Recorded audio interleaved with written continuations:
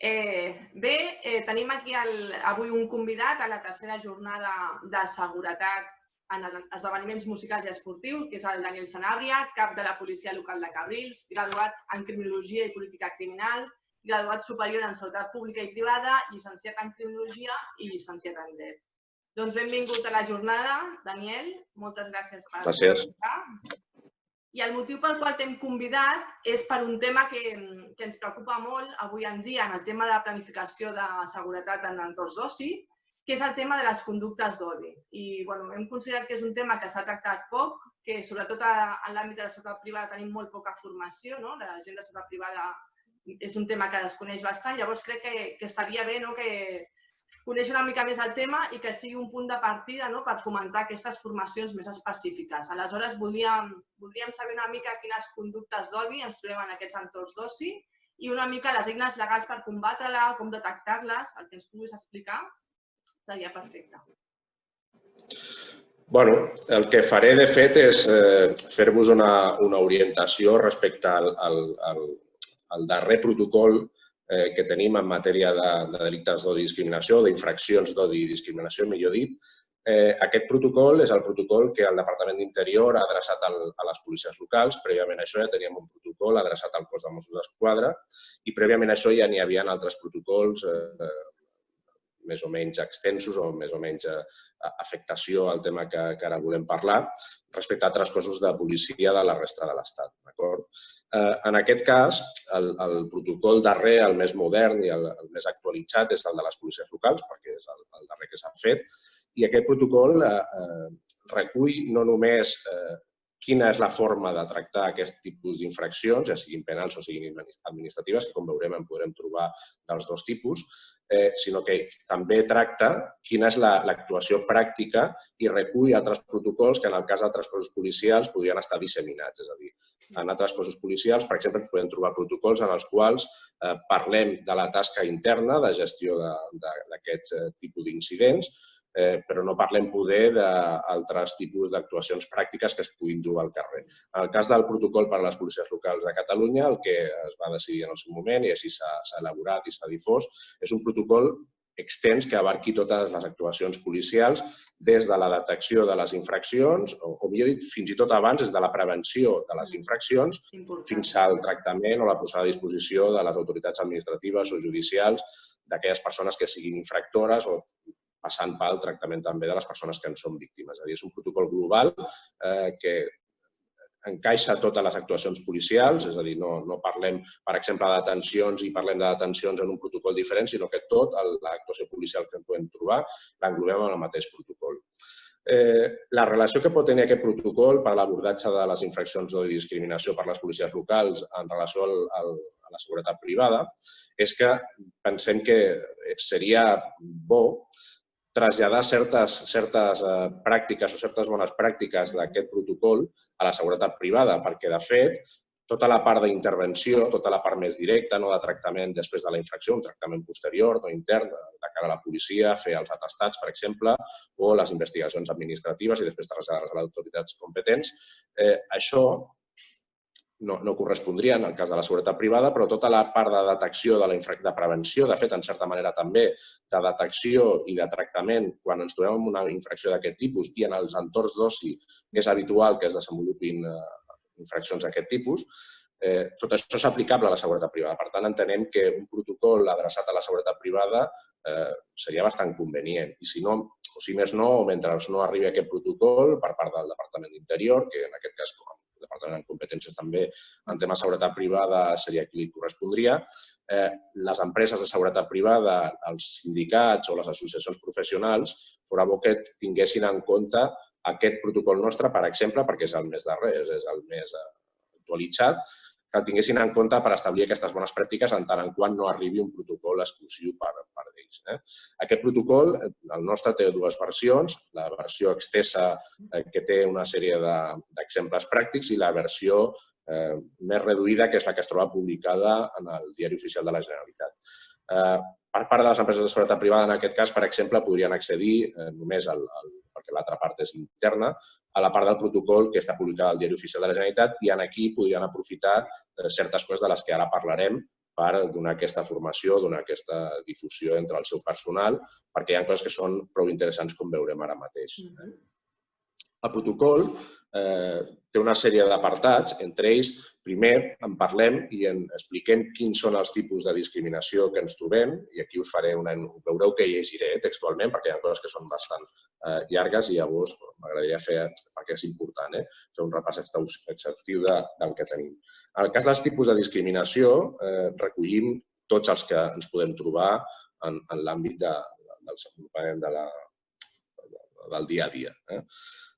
Com pot ser el racisme, la discriminació ètnica, la xenofòbia, que són conceptes diferents de com es produeix aquests actes contra aquestes persones que poden estar en minoria o que són una minoria i que poden patir aquest tipus de tractament diferent de la resta de la població majoritària.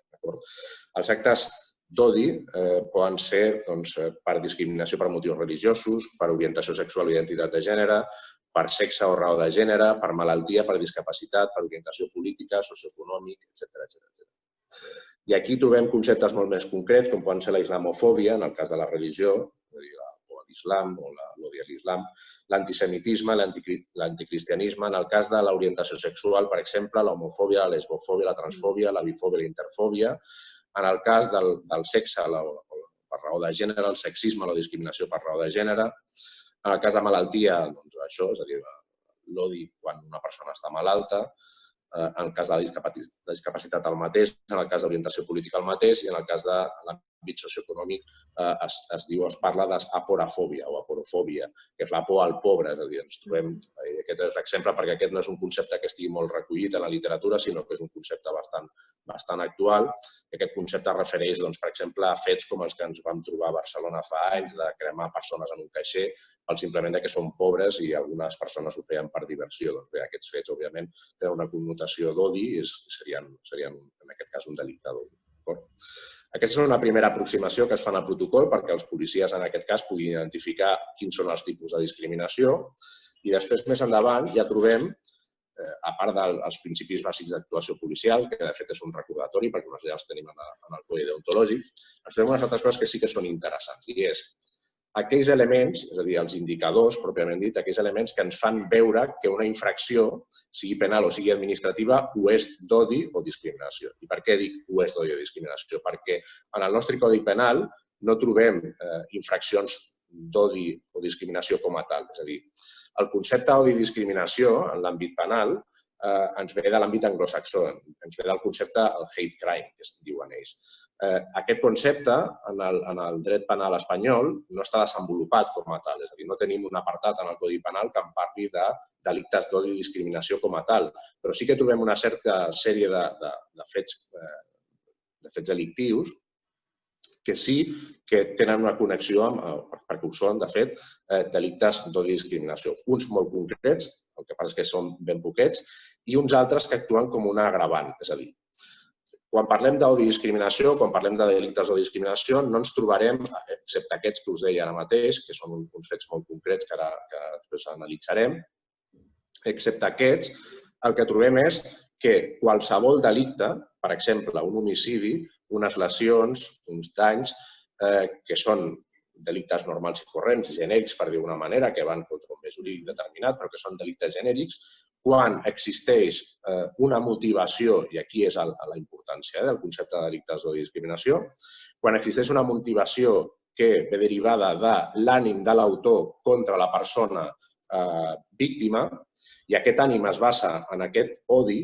que parlàvem, en aquestes formes d'odi que parlàvem, sigui per motiu religiós, per motiu socioeconòmic, per malaltia, etc. Tots els que tinguin aquest condicionant, és a dir, aquesta motivació per part de l'autor, són delictes d'odi. Com es transforma? Doncs opera, com dèiem, amb un agravant, és a dir, se li aplica un agravant. Llavors, aquí podríem parlar de dir, ostres, si hi ha una tipificació determinada d'un fet, com pot ser que és senzill, com pot ser un homicidi, com poden ser unes lesions, com pot ser qualsevol altra cosa d'aquest tipus, i a més li apliquem un agreujant, on hi ha la complicació? Doncs bé, la complicació precisament és en que els jutges puguin determinar que existeix realment aquesta motivació. I això és impossible si no els hi arriba. És a dir, si no els hi arriben atestats, en aquest cas, o no els hi arriben denúncies dels particulars, en el cas que això no passi per la policia, sigui una denúncia que es presenti directament a un jutjat o a la fiscalia, si no els hi arriba amb una certa sèrie de descripció dels fets o descripció de les proves o recull de les proves que acreditin, que puguin acreditar en un futur, mitjançant aquesta actuació judicial posterior, aquesta investigació judicial i l'enjudiciament propi del fet delictiu, que el condicionant del delicte és aquesta motivació d'odi o discriminació. D'acord? I no només tenim... Molt important també els testimonis, no? Qui ho veuen, com descriuen el que han vist perquè es pugui encabir aquí. Correcte. Ara us faré una descripció sencera de tots els, perquè és una miqueta llarguet també i ho llegiré, és aquesta descripció de tots aquests indicadors, que són els indicadors poden ser observats pel propi agent o pel propi testimoni dels fets, poden ser observats, poden ser manifestats per la víctima o per qualsevol altra, per la situació, la circumstància que veiem en aquell moment, que es produeixi en aquell moment o que ens arribi aquesta notícia, d'acord? Aquests fets són els que faran que després aquest fet delictiu es pugui enjudiciar com un delicte de discriminació. Si no és d'aquesta manera, no ho aconseguiríem i per això aquest és un dels apartats principals del protocol. És a dir, donar aquestes eines perquè el policia, o en aquest cas el personal de seguretat privada, pugui detectar que aquell fet que estem veient, que ho veuríem com unes simples lesions en una baralla o que ho veuríem com qualsevol altre fet, uns danys o qualsevol altre fet que se'ns pugui produir davant, ho veuríem amb normalitat si no detectéssim aquests indicadors. Els indicadors, com dèiem, us els llegiré i són els següents. Un seria, per exemple, la percepció de la víctima o dels testimonis sobre els fets, és a dir, la pròpia percepció que té, el propi sentiment que ens manifesta, com dèiem, la pròpia víctima. La pertinença, la simpatia o la relació de la víctima amb una persona o grup susceptibles de ser discriminats per algun dels motius previstos als articles 22.4 i 510 del Codi Penal, motius racistes, antisemites o qualsevol altra classe de discriminació referent a la ideologia, la religió, les creences o situació familiar de la víctima, l'ètnia, la raça, la nació, origen nacional a què pertanyi, el seu sexe, l'orientació i identitat sexual, la malaltia que pateixi o la seva discapacitat, que ve relacionat, com veieu, amb tot el que parlàvem, totes les formes de discriminació que parlàvem amb anterioritat. Un altre indicador seria les expressions o comentaris vexatoris que pronuncia el presumpte autor en cometre els fets, és a dir, si l'autor dels fets, per exemple, diu, ostres, ets un tal i t'ho faig per això, ja tenim aquí un indici suficient. L'estètica del presumpte autor, els tatuatges, els vestuaris, els altres elements distintius de característiques determinades. Per exemple, els que acrediten, un exemple, els nazis, és a dir, el col·lectiu que si porten una esvàstica tatuada, si estan agredint una persona jueva, per exemple, o una persona de qualsevol altre tipus de minoria i porten una esvàstica tatuada o porten el cap rapat, doncs serà un indicador clar que aquella persona pertany a aquest col·lectiu d'extrema dreta, per exemple. La propaganda, els estandards, les banderes, pancartes o efectes personals. El mateix, si aquestes persones van vestides, porten una jaqueta amb una determinada simbologia o porten directament, estan en una manifestació, per exemple, o porten una pancarta dient fora jueus o dient fora homosexuals o dient fora el que sigui, doncs evidentment tenim un altre indici aquí. D'acord? La pertinença, la simpatia, relació del presumpte autor amb col·lectius radicals o violents o intolerants respecte a altres grups. Això, en definitiva, del que dèiem abans. D'aquesta aparença, la pertinença real que podem detectar, en aquest cas això va més adreçat a la investigació, que podem detectar, per exemple, de la investigació de les seves xarxes socials. Si les seves xarxes socials veiem que pertany a aquests grups, doncs ja està clar. El lloc o la data en què es produeixen els fets, per exemple, dates de celebració rellevants, com el dia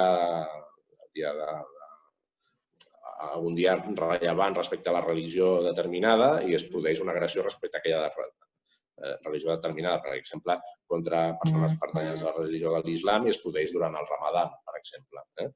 O durant el dia de l'orgull gai i llavors ens trobem agressions a una manifestació o a l'entorn contra persones d'aquest col·lectiu, doncs el mateix, és un altre indici. L'enemistat o la rivalitat històrica entre el col·lectiu de pertinença de la víctima i del presumpte autor, el mateix, el que dèiem.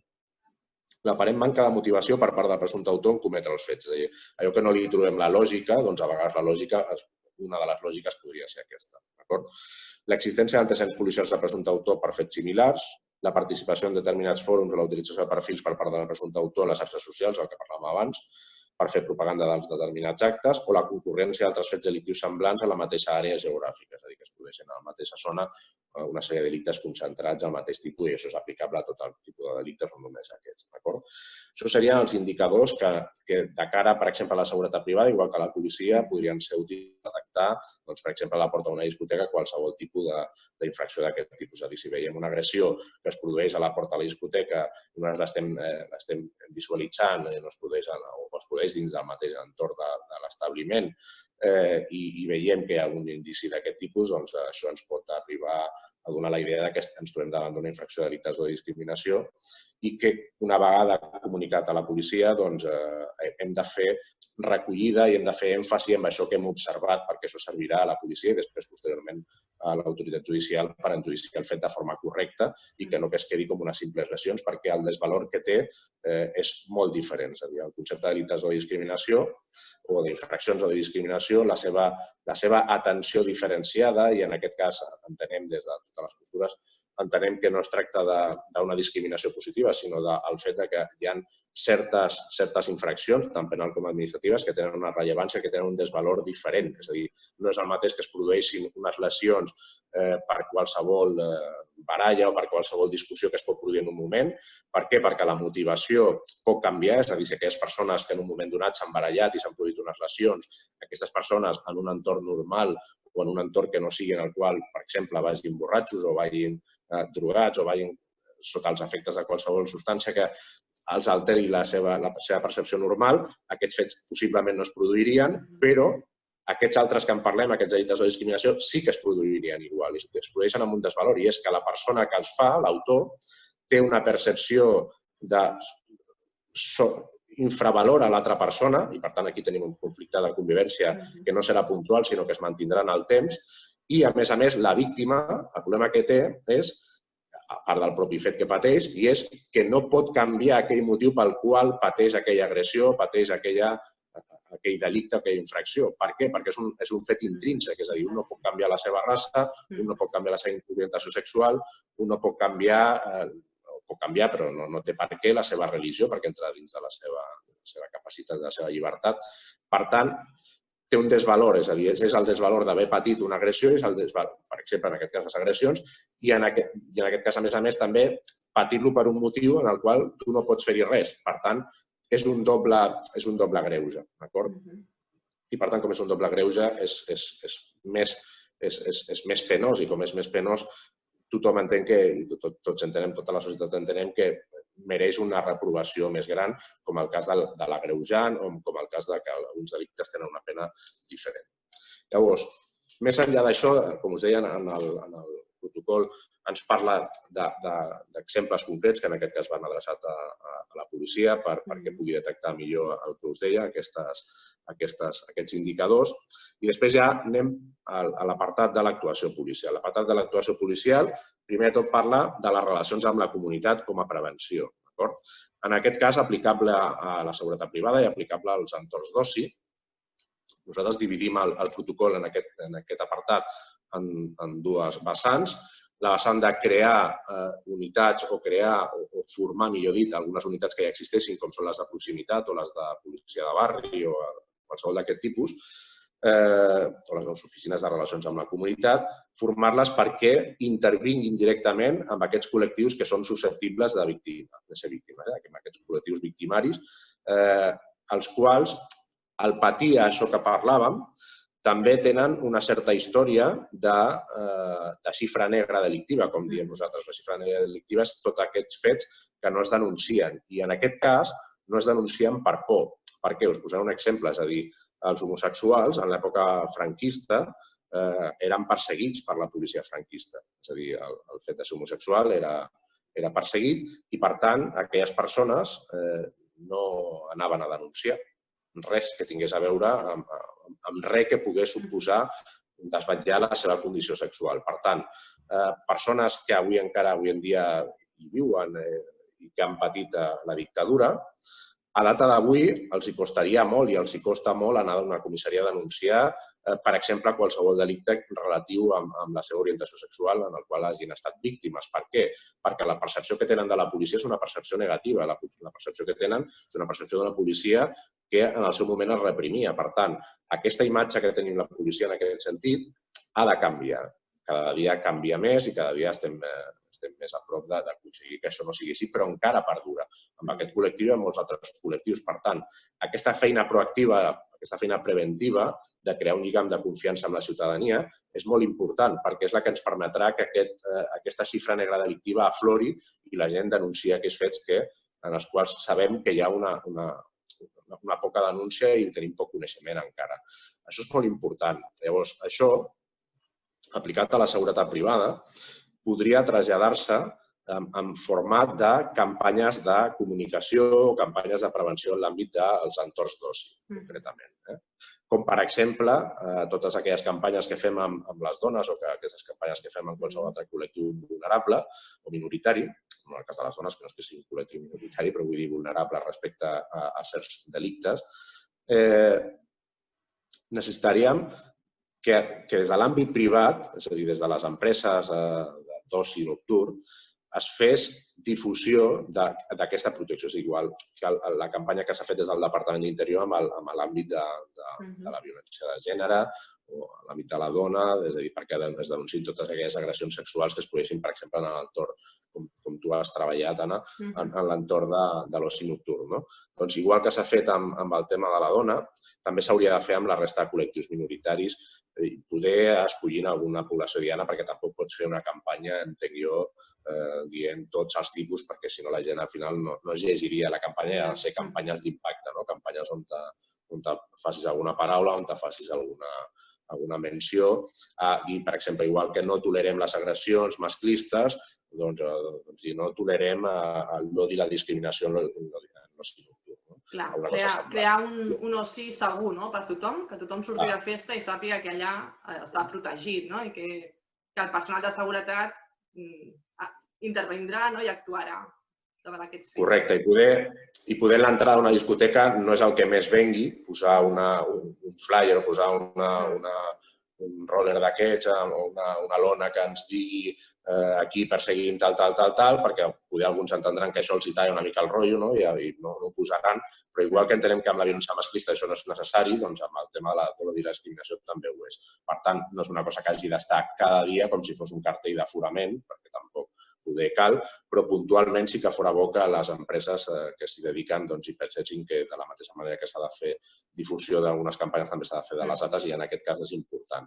Llavors, en aquest cas també, per exemple, si es pogués fer combinat amb la formació del personal, de fet, el prioritari és la formació del personal de seguretat privada, però si es poguessin fer també aquestes campanyes i en aquesta campanya, per exemple, si tu poses un roller on te passi aquesta informació d'aquí no es toleren les agressions o no es toleren les infraccions o la violència en general d'odi i discriminació, i diguessis, per exemple, respecte als altres o respecte a la forma de veure la vida dels altres i a sota posessis el nostre personal està format o alguna cosa similar que vengués una mica millor explicat, però que vingués a dir que el seu personal estigui format en aquesta matèria, d'acord?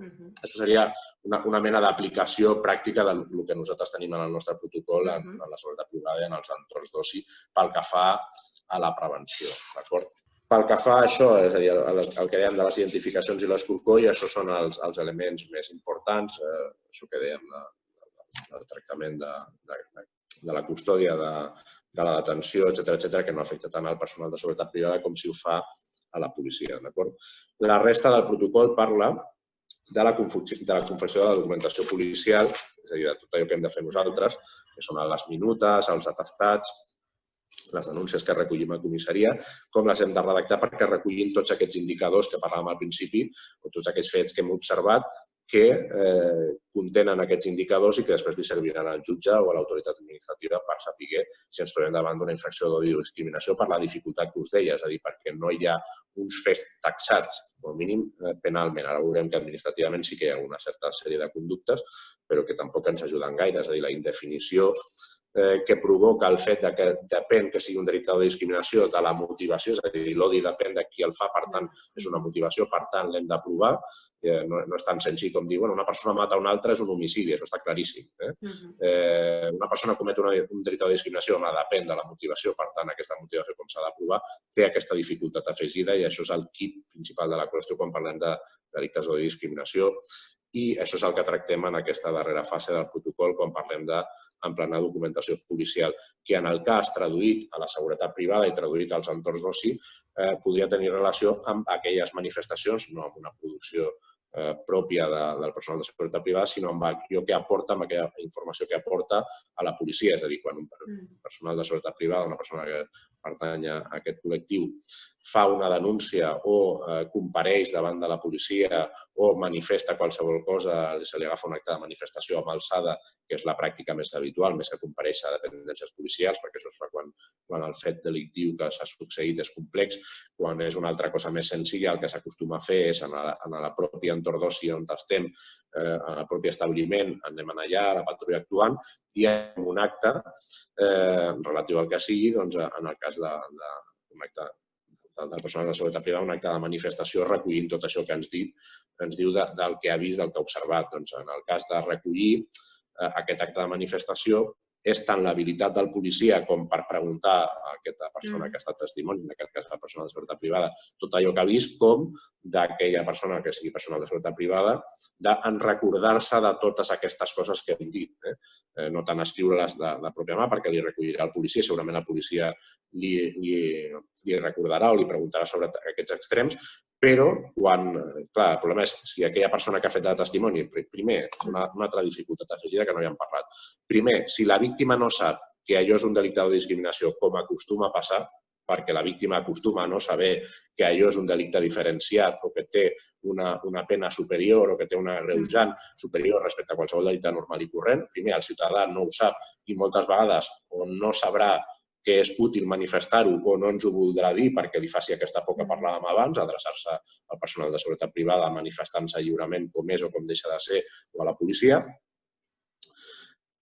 A més d'aquesta dificultat de la pròpia víctima, el que és important és el que dèiem, és a dir, que el personal de seguretat privada primer doni aquesta confiança perquè la víctima ens parli amb naturalitat i ens digui què és el que ha passat realment, com l'habilitat del propi personal de seguretat privada per saber, per tenir en ment aquests indicadors que dèiem i saber-los detectar. I si els detecta, no només que la víctima ens ho digui, escolta, m'han agredit per això, perquè m'han dit que sóc això, que sóc l'altre.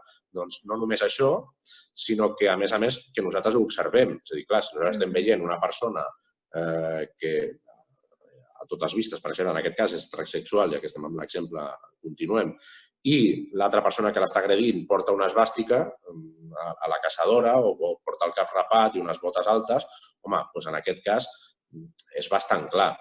És bastant clar. Si el personal de seguretat privada té a la seva disposició allà aquelles persones fins que arribi la policia i pot parlar amb la víctima i li pot preguntar, millor. Que no ho pot fer? Bé, aquests indicis que ha vist, tot i que en aquest cas és molt obvi, aquest exemple que has posat és molt obvi i el policia també els veurà, però en alguns casos que no sigui tan evident perquè s'hagin produït manifestacions, no hi hagi res d'aparença física i el que s'hagin produït siguin insults o manifestacions que la persona víctima no consideri en aquell moment que les ha de dir, la persona autora, òbviament, no les dirà, però que nosaltres les hem escoltat, és important que reconeixem això com un indicador de delicte de discriminació, d'infracció de discriminació, i que li expliquem al policia, d'acord? Quan vingui, que li expliquem a aquella patrulla actuant, i li diguem, mira, és que tal persona li ha dit a tal altre això, d'acord?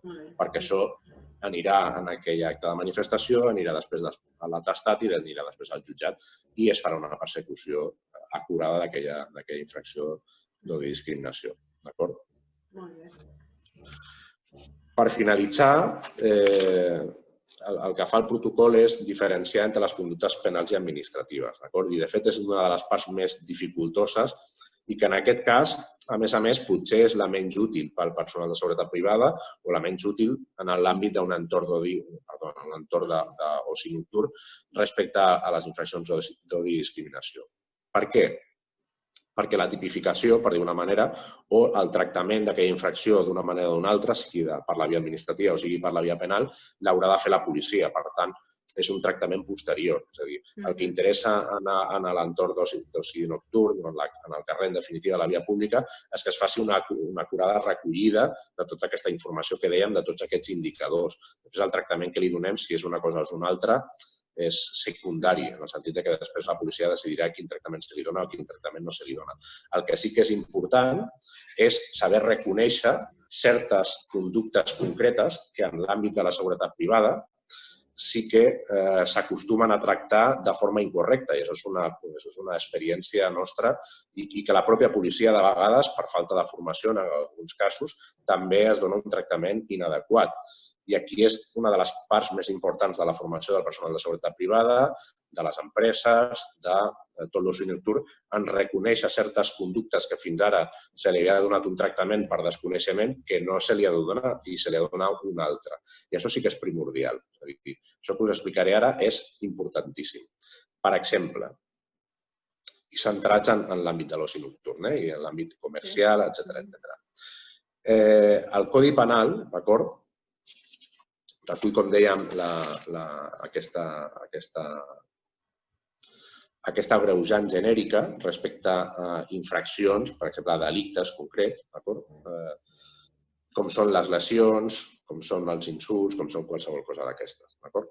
Però hi ha certs tipus delictius, que és el que us deia al començament, que sí que són com a tal delictes d'odi i discriminació. No és un delicte d'odi i discriminació genèric, sinó que és un delicte d'odi i discriminació concret. I aquest sí que ho és, un delicte d'odi i discriminació. I és alguna cosa tan habitual, i a més on el personal de seguretat privada pot ser autor, pot ser l'autor, de fet, en aquest cas concret seria l'autor, i aquí ja no ens convertim, el personal de seguretat privada o les empreses o els empresaris, ja no ens convertim en un testimoni en denunciar uns fets, sinó que ens podem convertir en els autors, i és l'article 512 del Codi Penal. L'article 512 del Codi Penal parla de la denegació d'una prestació comercial per raons discriminatòries. És a dir, si en l'exercici del propi dret d'admissió que té tot personal de seguretat privada respecte a l'empresari, respecte a la figura de representació de l'empresari o respecte al propi empresari que ha de deixar entrar o no a persones en el seu establiment, quan aquesta denegació ja no només no es troba recollida en el dret d'admissió, en els cartells, en el llibre, en el que tinguem nosaltres recollit com a causes d'exclusió de l'entrada, sinó aquelles denegacions d'entrada que fem als establiments per qualsevol motiu que sigui discriminatori, és a dir, i aquí, per no enumerar i per tenir una regla clau que és molt important, hi ha un truco, un pequeño truco, que és el següent, i és dir, si nosaltres, aquell motiu pel qual privem l'entrada al nostre local, aquell motiu és un motiu que la persona a qui li estem denegant no pot canviar, no pot canviar perquè no depèn d'aquella persona, allò segurament serà un motiu discriminatori. És a dir, si a una persona li dic que no pot entrar perquè porta les sabates de color blanc i en el meu local s'han de portar de color negre, perquè a mi em sembla que és més adequat que sigui, i no dic que sigui el motiu més correcte en l'àmbit administratiu. Ho dic per posar un exemple. Aquella persona pot anar-se'n a casa i pot canviar-se les sabates? Sí. Es pot canviar les sabates de color blanc perfectament per unes sabates de color negre i llavors sí que podrà entrar. Si a aquella persona li estem dient que no pot entrar al nostre local perquè és negre, això ho podrà canviar? Podrà anar-se'n a casa, rentar-se amb sabó i canviar de color? No, això no funciona així. Aquella persona és d'una ètnia determinada, és d'una raça determinada i és tan normal com que entri qualsevol altra persona. Per tant, denegar aquella entrada a aquella persona, què és? És un exercici arbitrari o és un mal ús del dret d'admissió? No, senyors. És un delicte. És a dir, denegar l'entrada d'una persona per ser d'una raça diferent, per ser d'una orientació sexual diferent, per ser d'una religió diferent, per donar-se un petó a dues persones del mateix sexe, això és un delicte. Això és un delicte. I això és un delicte que pot exercir tant el personal de seguretat privada com l'empresari, com també en l'article anterior del Codi Penal, que és el 511, pot fer qualsevol funcionari públic. És a dir, si jo denego una prestació pública a una persona, és a dir, jo no li agafo una denúncia o jo no deixo passar una comissaria a una persona o soc el conductor d'un autobús i no deixo pujar a l'autobús una persona per això que dèiem, per tots aquests motius que dèiem, doncs incorre en el mateix delicte que incorreria un empresari o un personal de seguretat privada respecte a l'entrada a un local o un establiment, d'acord?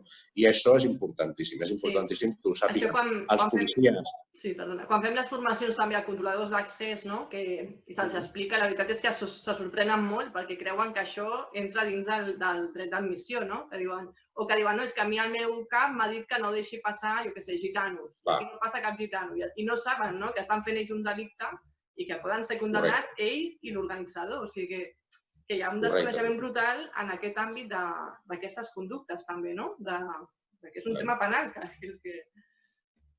Això és importantíssim. I, de fet, és la pedra angular de tot el que ens trobarem en l'àmbit de l'oci nocturn. És a dir, perquè a l'àmbit de l'oci nocturn, malauradament, quin tipus d'infraccions trobarem o ens trobem més habitualment? Doncs això, temes d'entrada o no, i no per culpa de l'empresari, òbviament, ni per personal de seguretat privada, òbviament que no tenen la culpa, sinó perquè l'entorn dona això, és a dir, un entorn on estem de disbauxa, un entorn on hi ha consum de substàncies, un entorn on hi ha tot això, doncs, òbviament, pot donar lloc a baralles, pot donar lloc a violències d'aquest tipus masclistes o discriminatòries, pot donar lloc a tot això. Què passa? Que nosaltres hem de tenir molt clar, tant per part de la seguretat privada com dels empresaris, com de la policia, hem de tenir molt clar què es pot fer i què no es pot fer i quin tractament hem de donar a cada cosa. I en l'àmbit de la discriminació, que és el que ens interessa avui, doncs aquesta és la pedra angular. És a dir, l'entrada o sortida d'aquests establiments respecte a aquests motius és un dels cavalls de batalla principals que tenim en aquesta matèria. Juntament amb les pròpies discriminacions que es donin entre els usuaris en el propi establiment, és a dir, o a l'entrada o al carrer o a la porta de l'establiment. És a dir, les baralles d'aquest tipus amb aquestes motivacions dins o fora i les entrades i els accessos, o sigui, les entrades i sortides, els accessos en definitiva, és el que més problemes ens donarà i és el que hem de tenir claríssim. La resta de delictes d'odi que us explicava, que us deia que existien, són delictes molt concrets que parlen de l'associació il·lícita per cometre actes discriminatoris. Són coses molt concretes ja que són molt específiques per la policia que no són d'interès, en aquest cas per l'entorn d'oci nocturn o per la seguretat privada. La diferenciació entre el que dèiem, entre infracció administrativa i penal. De fet, nosaltres, quan s'actua policialment, diferenciem, però sempre iniciem les dues vies. És a dir, quan observem que la majoria de vegades ens passarà això, que una infracció penal sigui a la vegada una infracció administrativa. El problema és que en matèria d'odi i discriminació no hi ha una llei d'infraccions relatives a l'odi i la discriminació. No existeix tampoc.